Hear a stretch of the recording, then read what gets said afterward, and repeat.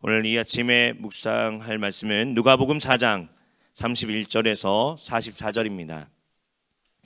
누가복음 4장 31절에서 44절인데요. 우리 43절과 44절을 두 절 말씀 봉독하겠습니다.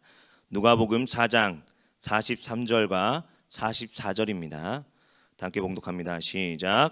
예수께서 이르시되 내가 다른 동네들에서도 하나님의 나라 복음을 전하여야 하리니 나는 이 일을 위해 보내심을 받았노라 하시고 갈릴리 여러 회당에서 전도하시더라. 아멘.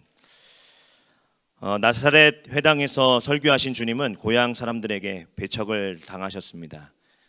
이방인들에게 보냄을 받았다라고 언급하기 위해서 또 주님을 낭떠러지에 밀쳐 죽이려고 했지만 예수님은 당당하게 그 사람들 한가운데로 걸어가면서 다른 곳으로 이동하십니다. 바로 갈릴리 가버나움으로 말이죠. 오늘 묵상 본문은 가버나움이라는 동네에서 예수님이 행하신 치유의 사역을 보여주고 있습니다. 여러분이 잘 아시는 것처럼 예수님의 사역에는 크게 세 가지로 이렇게 구분할 수 있죠. 하나님 나라를 선포하시고 또 가르치시고 병자를 치유하는 치병의 사역을 하셨습니다. 이 모든 일은 하나님 나라가 일상에 임했다라는 것을 가시적으로 보이시는 사역입니다. 누가복음에는 총 21개의 기적이가 나옵니다. 그중 오늘 가버나움에서 귀신 들린 자를 치유하는 첫 번째 기적이 나옵니다. 나사렛 회당에서 선포하신 것처럼 예수님은 더러운 귀신에게 붙들려 고통당하는 사람에게 참 자유함을 주시기 위해 이 땅에 오셨습니다. 그리고 이를 위해 예수님이 누구신가를 또한 알려주십니다. 여러분, 성경의 기적의 이야기는 기적 자체에 그 목적이 있지 않습니다. 어디에 목적이 있습니까? 기적을 일으키시는 분에게 초점이 맞춰져 있는 겁니다. 그런데 우리는 기적을 행하시는 분보다는 기적 자체에 그 목적을 둘 때가 있습니다. 그러면 우리의 신앙은 열광주의로 변질되게 됩니다.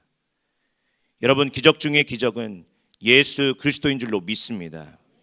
하나님의 아들이 이 땅에 오셔서 십자가에 죽으시고 3일 만에 부활하심으로 우리의 모든 죄와 악을 소멸하시고 하나님의 구원 역사에 참여케 하신 것이 기적 중의 기적이 아닙니까? 이런 기적의 주체이신 주님이 가버나움 동네에 내려와서 가르치셨는데 안식일이었습니다. 안식일을 택한 이유는 회당에 많은 사람이 있는 날이기 때문입니다. 나사렛 회당에서처럼 가버나움 회당에 있던 사람들도 예수님의 가르침에 놀랐습니다. 왜 그렇습니까? 말씀의 권위가 있었기 때문입니다. 33절에서 35절에 보면 귀신 들린 사람이 예수님과 사람들 앞에서 크게 소리 지르며 주님이 누구신지를 분명하게 이야기하고 있습니다.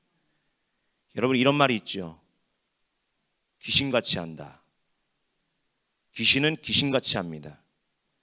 귀신은 예수님이 누군지 알기에 두려워 떨면서 크게 소리 지릅니다. 뭐라고 합니까? 34절 말씀, 우리 다 함께 오늘 나누는 34절 말씀을 봉독해 보도록 하겠습니다.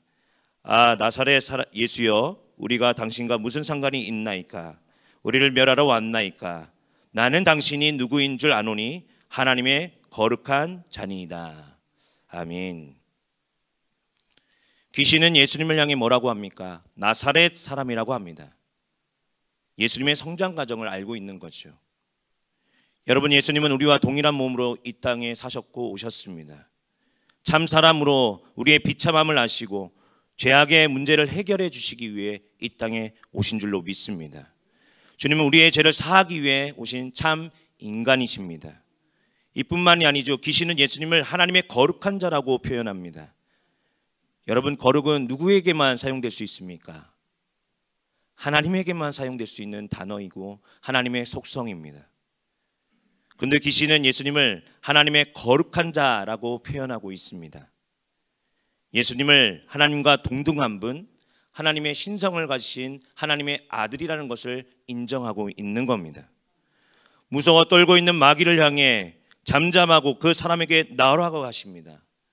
그 순간 귀신이 나가죠. 여러분, 귀신은 제압해야 될 대상이지 변론하거나 협상의 대상이 아닙니다. 정말 귀신의 고백처럼 예수님은 거룩하시기에 어둠을 몰아내시고 빛 가운데 거하시는 분이기에 모든 어두움을 그리고 그 생명의 빛으로 우리를 인도하시는 분이신 줄로 믿습니다. 무엇으로 말입니까? 말씀의 권위로 말입니다. 회당에서 말씀을 전하고 귀신을 쫓아내신 주님은 시몬의 집에 갑니다. 그곳에서 열병을 앓고 있는 시몬의 장모를 치유하죠. 그리고 치유의 소문이 주변으로 전해질 때 해가 질 무렵 수많은 사람들이 병 낫기를 원하는 사람들이 시몬의 집에 찾아옵니다. 그런데 이번에는 일일이 손을 얹어서 치유를 행하십니다. 당시 병에 걸린 사람과 접촉한다는 건 정결법에 맞지 않는 접촉되는 것이었습니다. 하지만 긍휼의 마음으로 손수 안수하시면서 고쳐주시는 겁니다. 여러분, 예수님은 안수하지 않아도 말씀으로도 치유하실 수 있는 분입니다. 하지만 손수 일일이 찾아온 사람들에게 안수하며 그들에게 하나님 나라의 복음을 또 치유의 사건을 일으키셨습니다. 귀신들이 나가면서 소리를 지르죠. 그리고 뭐라고 소리 지릅니까? 41절 말씀에 당신은 하나님의 아들이니이다. 하지만 주님은 귀신이 자신을 향해 고백하는 걸 원하지 않으셨습니다. 아무리 귀신이 바른 말을 하고 예수님의 정체성을 바르게 알고 있다고 할지라도 하나님의 아들이라는 정체성은 지금 당장 드러낼 필요가 없었기 때문입니다. 장차 아버지 하나님의 때에 십자가와 부활의 사건을 통해 예수님이 그리스도됨을, 하나님의 아들 되심을 진정으로 알리시기 원했기 때문입니다. 주님은 날이 밝자 다른 한적한 곳으로 또 가시죠. 그리고 함께 머물고 하면서 떠나지 못하게 말리는 사람들에게 다시 말씀하십니다. 나는 하나님 나라의 복음을 전하기 위해 왔다. 어느 한 곳에서 안정적으로 자신의 메시아됨을 인정받을 수도 있고 또 안정적이 편안하게 말씀을 전할 수도 있었지만 주님은 그렇게 하지 않으셨습니다. 왜 그랬을까요? 다른 곳에 왜 이렇게 돌아다니셨을까? 바로 한 곳에서 머물지 않고 한 명이라도 더 하나님 나라의 복음을 전해주기 위해서 치유의 사건을 전하고 또 말씀을 선포하고 하나님 나라의 도를 교육하기 위해서 예수님은 계속적으로 돌아다니셨습니다. 자신이 이 땅에 왜 오셨는지 명확하게 알고 계셨기 때문입니다. 주님이 지체 없이 갈릴리 여러 회당을 돌아다니면서 하나님 나라의 복음을 전한 건 한 명이라도 더 하나님 나라의 복음을 듣게 하기 위해서 그 생명에 거하기 위해서 이 땅에 오셨고 또 열심히 사역을 감당하신 겁니다. 우리는 내가 누구인지를 바로 알 때 사명을 감당할 수 있습니다. 주님은 하나님의 아들이라는 정체성이 확고했기 때문에 여러 주변의 상황에 흔들리지 않고 일관되게 하나님 아버지로부터 받은 그 사명을 묵묵하게 감당할 수 있었습니다. 여러분, 믿음 생활에 있어서 신앙 생활에 있어서 주님이 누구신지 아는 건 너무나 중요합니다. 예수님의 정체성이 왜 중요합니까? 왜 예수님이 하나님의 아들이시고 그리고 그리스도됨을 왜 우리에게 너무나 중요합니까? 나의 정체성을 결정하기 때문입니다.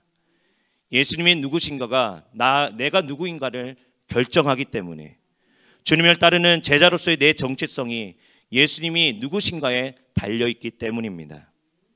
사랑하는 여러분, 예수님은 하나님의 아들이라는 확고한 정체성을 가지고 주어진 기간 동안 사역을 감당하셨습니다. 바라기는 오늘 하루 지체 없이 하나님 나라의 복음을 선포하고 가르치고 병을 고쳐주신 주님처럼 우리 모두도 복음을 전하는 제자로서의 정체성을 확고하게 하고 우리 각자에게 주신 그 사명을 열심과 최선을 다해서 주님 나라의 복음을 전하는 저와 여러분 되시기를 간절히 소망합니다. 기도하겠습니다. 사랑의 아버지 하나님 하루의 첫 시간을 구별하여 영과 진리로 예배하게 하시니 감사합니다. 가르치고 치유하고 전파하는 사역을 계속 이어가는 주님의 모습을 묵상합니다. 예수님은 공생의 기간 동안 하나님 아들로서의 정체성을 가지고 흔들림 없이 사명을 감당한 것처럼 저희 모두도 하나님의 자녀이자 그리스도의 제자로서의 정체성을 확고하게 지니게 하여 주옵소서. 복음 전파를 위해 다른 자리로 이동하신 주님처럼 우리의 삶의 자리가 소명의 자리가 되게 하시고 주어진 환경 속에서 복음을 담대하게 전하게 하여 주옵소서. 담임 목사님과 모든 사역자들 늘 하나님의 말씀으로 순종의 삶을 살아가게 하시고 신실하신 하나님의 약속을 따라 담대히 살아가게 하여 주옵소서. 육신의 어려움을 겪고 있는 지체들을 보살펴 주시고 치유의 은혜와 회복의 은혜를 경험케 하여 주시옵소서.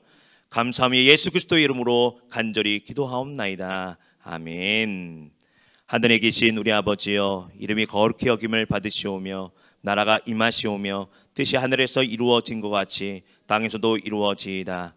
오늘 우리에게 일용할 양식을 주시옵고 우리가 우리에게 죄 지은 자를 사하여 준 것 같이 우리 죄를 사하여 주시옵고 우리를 시험에 들게 하지 마시옵고 다만 악에서 구하시옵소서. 나라와 권세와 영광이 아버지께 영원히 있사옵나이다. 아멘. 이제 각자의 자리에서 주신 말씀 의지하며 주여 한번 부르짖고 다 함께 기도하도록 하겠습니다. 주여.